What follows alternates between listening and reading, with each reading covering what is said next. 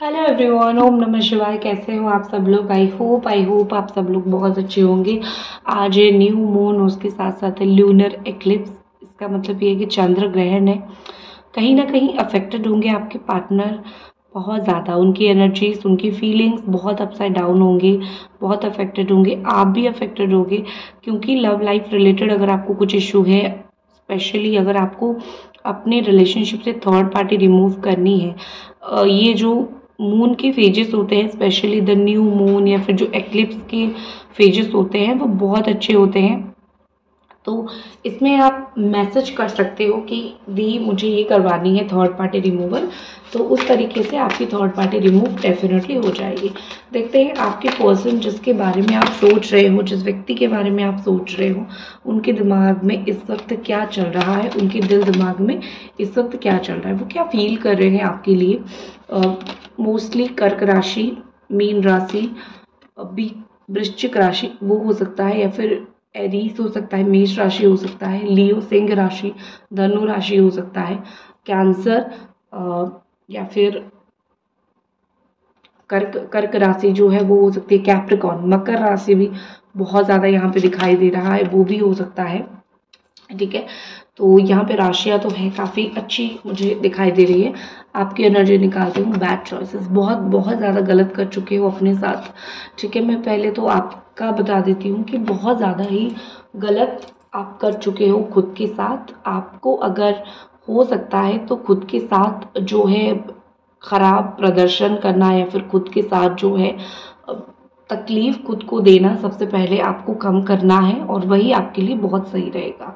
काफ़ी टाइम से आप ये कर रहे हो कि काफ़ी टाइम से आप गलत चॉइसेस कर रहे हो कि देखते हैं, मतलब जो होते हैं ना कि ठीक है अगर ये नहीं है तो कोई किसी और को देखते हैं, हो सकता है वो मिल जाए, तो अच्छा व्यक्ति कोई मिल जाए, तो जल्दी जल्दी में किसी से भी शादी करना, फिर हुकअप करना, ये सब आप में से कुछ लोग कर रहे हो। या फिर नशे करना, अगर वो नहीं मिली तो मतलब ये नशा वगैरह में करके अपनी लाइफ को स्पॉइल कर दूंगा या फिर स्पॉइल कर दूंगी, इस तरीके का जो थॉट है कहीं ना कहीं है।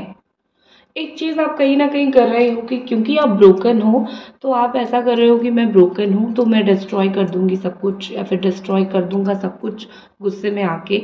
तो आई थिंक मुझे लगता है कि आपके द्वारा एक खुद के साथ जो ज्यादती कर रहे हो आप, वो बहुत ज़्यादा गलत कर रहे हो।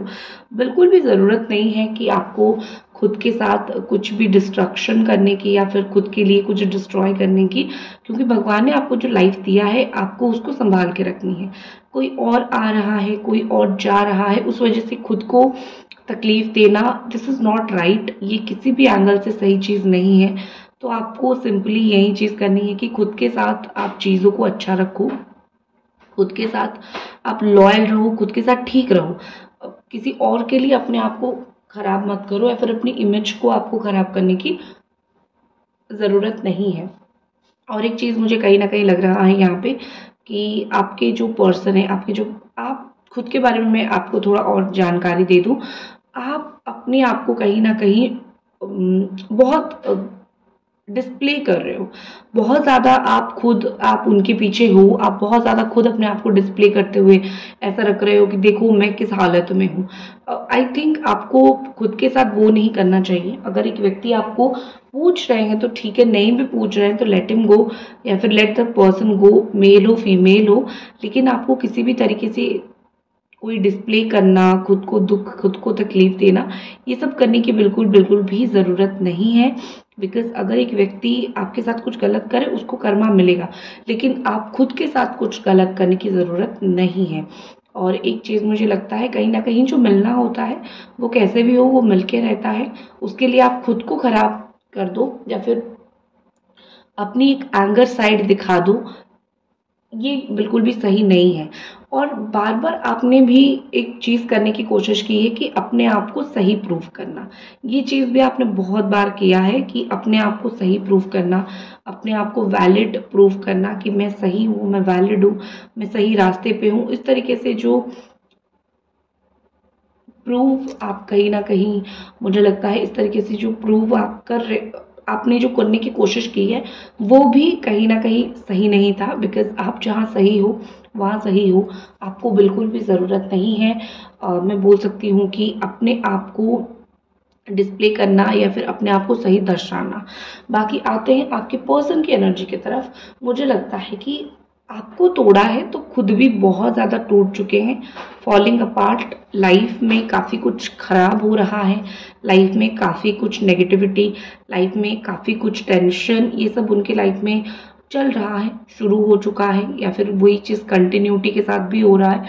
तो आई थिंक मुझे लगता है कि ये जो चीज़ें उनके लाइफ में हो रही है, उनको समझ आएगा कि उन्होंने कहाँ क्या गलत किया है। तो यहाँ पे लगता है कि काफ़ी हद तक थर्ड पार्टी अगर थी, उसके साथ ब्रेकअप होना, जॉब चले जाना, इस तरीके से बहुत कुछ चीज़ें उनके लाइफ में एक्चुअली हुआ है। बहुत सारी चीज़ें वो लाइफ में एक्चुअली फेस कर रहे हैं। तो फॉलिंग इनटू पीसेस, ज़िंदगी तोड़ती जा रही है उनको, ज़िंदगी में टुकड़े टुकड़े उनके हो रहे हैं, या फिर ज़िंदगी लाइफ में कहीं ना कहीं चीज़ें नेगेटिव जा रहे हैं, चीज़ें ख़राब हो रही है। अपनी टॉक्सिसिटी ही एक्चुअली उनको खा चुकी है। यहाँ पे कहीं ना कहीं लगता है कि उनकी एक टॉक्सिक नेचर बहुत रही है, और जब भी वो आपके बारे में सोचते हैं, पॉजिटिव सोचते हैं, तो उनकी जो खुद की टॉक्सिक नेचर है उनको पॉजिटिव रहने नहीं देता है एक्चुअली। ठीक है, ये बात बिल्कुल मैं 100% 100% बोल सकती हूँ कि इनका नेचर ही वैसा है। आप कितना भी कर लो, कहीं ना कहीं बुराई निकालना, खामी निकालना, ये सब एक उनकी आदत कहीं ना कहीं बन गई थी, और इसी टॉक्सिक नेचर की वजह से यहाँ पे चीज़ें इतनी ज़्यादा नेगेटिव हो रही है। और एक चीज़ मुझे कहीं ना कहीं लगता है कि उनकी ख़राब आदतें की वजह से बहुत बार आप दोनों का जो है ब्रेकअप भी हुआ है, बहुत बार पैचअप भी हुआ है।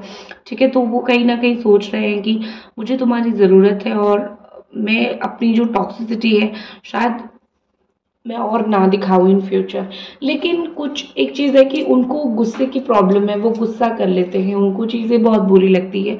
तो एक बात उनके लाइफ में एक चीज़ और भी होती है, मतलब वो अपने ऊपर अभी कुछ कुछ चीज़ों की वजह से गुस्सा इसीलिए भी करते हैं बिकॉज उनको ये लगता है उनकी नेचर की वजह से उन्होंने आपको हमेशा के लिए खो दिया है, क्योंकि उनके अंदर शायद वो हिम्मत नहीं है, या फिर उनके अंदर वो आके वो बात करना, वो जो इंसान बात करता है अपने आप को रिप्रेजेंट करता है, वो बोलता है कि मैं क्या बोलना चाहता हूँ, या फिर मैं क्या सुनना चाहता हूँ, या फिर सुननी चाहती हूँ।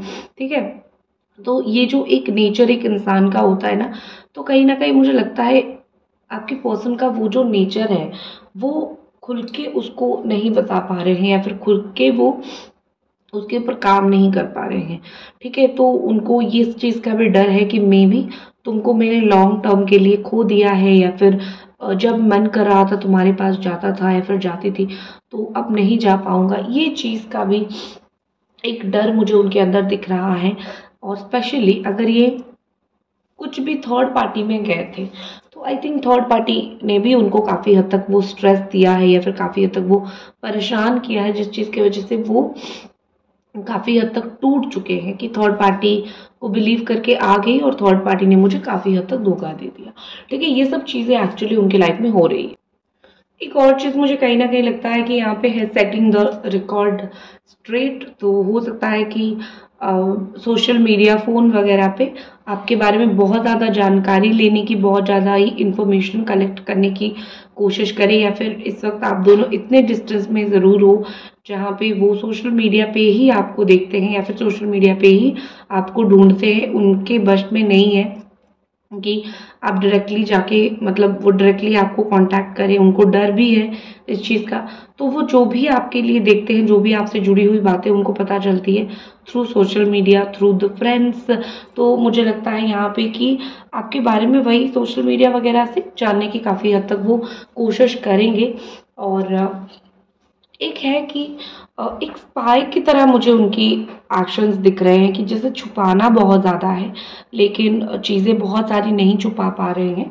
उनको डर है कि बहुत सारी चीज़ें जो है, जब वो आपको स्टॉक करते हैं उनको डर लगता है कहीं आपको ना पता चल जाए, गलती से फॉलो का बटन ना दब जाए, लाइक का बटन ना दब जाए। तो जिस फेक आईडी से वो आपको देखते रहते हैं, गलती से आपको पता ना चल जाए, तो आई थिंक उनकी जो आइडेंटिटी है या फिर उनकी जो एक पहचान है वो उसको भी काफ़ी हद तक छुपाने की, छुपा के रखने की, इस चीज़ की भी कोशिश मुझे करते हुए बहुत ज़्यादा दिख रहे हैं। और आपकी बहुत सारी ऐसे वीडियोस वगैरह है जो सेव करके उन्होंने रखा हुआ है, जो उनको देखना बहुत पसंद है, तो वो बाद में फिर उसको रिवर्स कर करके देखते रहते हैं, बार बार देखते रहते हैं, जो उनको बहुत पसंद होता है। नेक्स्ट यहाँ पे कि इमोशनल इंटेलिजेंस, कहीं ना कहीं the new moon energy is coming, कहीं ना कहीं full moon energy is coming, और कहीं ना कहीं यहाँ पे ऐसा दिख रहा है कि इमोशनली तो बहुत हाई रहेंगे। उनको ऐसा फील होगा कि हद तक जो है तुम मुझे याद आने लगे हो। ये एनर्जी सी ऐसी होती है, हद तक एक इंसान आपको याद आने लगता है, बहुत टाइम तक वो इंसान आपको याद आने लगता है, बहुत टाइम तक आप उसको मिस करते हो, मिस करने लगते हो। तो आई थिंक ये जो इंसान है, ये आपको इतनी आसानी से ना ही भूलेंगे, ना ही आप उनको इतनी आसानी से भूल पाओगे। यहाँ पे चीज़ें ऐसी है कि आप दोनों एक दूसरे के साथ कहीं ना कहीं इमोशनली बहुत कनेक्टेड हो, कहीं ना कहीं आप दोनों एक दूसरे के साथ इमोशनली बहुत ज़्यादा ही, मैं बोल सकती हूँ कि इतना कनेक्टेड हो कि आप दोनों ही एक दूसरे को बहुत टाइम तक नहीं देख के नहीं रह सकते हो। तो इनके मन में भी है कि लॉन्ग टर्म तक, बहुत देर तक तुम्हारे साथ रिश्ता मुझे चलाना है, तो थोड़ा सा मैं इमोशनल रो पड़ेंगे। अगर बहुत दिन अभी आपसे बात नहीं किया तो डेफिनेटली रो पड़ना या फिर तकलीफ होना, ये जैसा सिचुएशन उनके लाइफ में ज़रूर आएगी, तो वो रो पड़ेंगे। ठीक है, बाकी देखते हैं, hard work is paying off. जो भी आपने इस रिश्ते के लिए मेहनत किया है, जो भी आपने हार्ड वर्क किया है, वो आपको एक पे ऑफ की तरीके से मिलेगा। वो आपको एक, जो बोलते हैं ना कि चेक अमाउंट के तरीके से मिलेगा, जिसको आप जो है अपने रिश्ते में लगा सकते हो। तो आई थिंक आपकी जो हार्ड वर्क है वो काम आपका सक्सेसफुल होने वाला है। दूसरी चीज़ है, जिस चीज़ से डर रहे हो उस चीज़ से मत डरो। नेक्स्ट है कि न्यू स्टार्ट इज कमिंग। आपके रिलेशनशिप में एक नया बिगिनिंग या फिर एक नई स्टार्ट भी ज़रूर कुछ ही दिनों में बहुत जल्दी हो सकता है। ठीक है, ये जो न्यू स्टार्ट होगा वो बिल्कुल न्यू टू न्यू होगा, और ये जो स्टार्ट होगा वो बिल्कुल भगवान के द्वारा होगा, और ये स्टार्ट बहुत सडन होगा। तो बी रेडी, आप दोनों के बीच में जो भी न्यू स्टार्ट होगा उस चीज़ के लिए आप रेडी रहो। तो ये था आपका रीडिंग। आई होप आपको ये रीडिंग जो है वो पसंद आई। मिलते हैं अगले रीडिंग पे, तब तक अपना ख्याल रखें। ओम नमः शिवाय।